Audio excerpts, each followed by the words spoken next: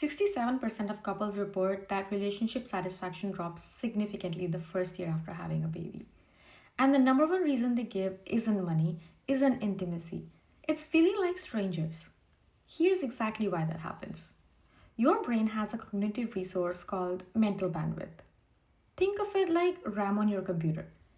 And it runs everything: emotional processing, decision making, communication. A new mom uses between 70 and 80% of that bandwidth just keeping her baby alive. Reading the cries, tracking the feeds, anticipating every need. And by the time her partner walks through the door, she has maybe 20% left. Which sounds like enough until you realize a real conversation with someone you love requires your whole self, not 20%. So she sits down and genuinely has nothing left to say. Not because she doesn't love him, because she already gave everything to someone who couldn't give anything back yet. And here's what makes this dangerous. Research by relationship psychologist John Gottman found that couples who stop sharing small moments daily lose what he calls emotional attunement within weeks, not months, weeks. Because connection isn't built in big conversations, it erodes in absence of small ones.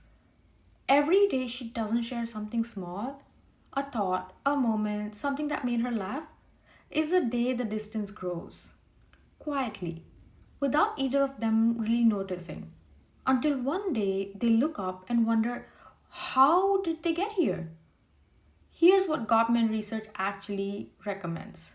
Stop asking, how was your day? That question is too big when you're depleted. Replace it with something specific. Well, what's one moment today you wish I had been there for?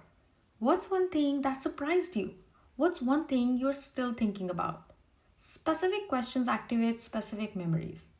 They require less bandwidth to answer, and they rebuild the shared reality.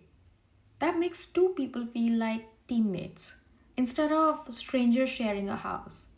So the silence between you and your partner, it started with one day of nothing to say. Then two. Then it became the default. 67% of couples go through this. The ones who make it are the ones who replace the big conversations with the small daily ones. Start tonight. Tag your partner, show them this, and tell me, when did conversations start feeling hard?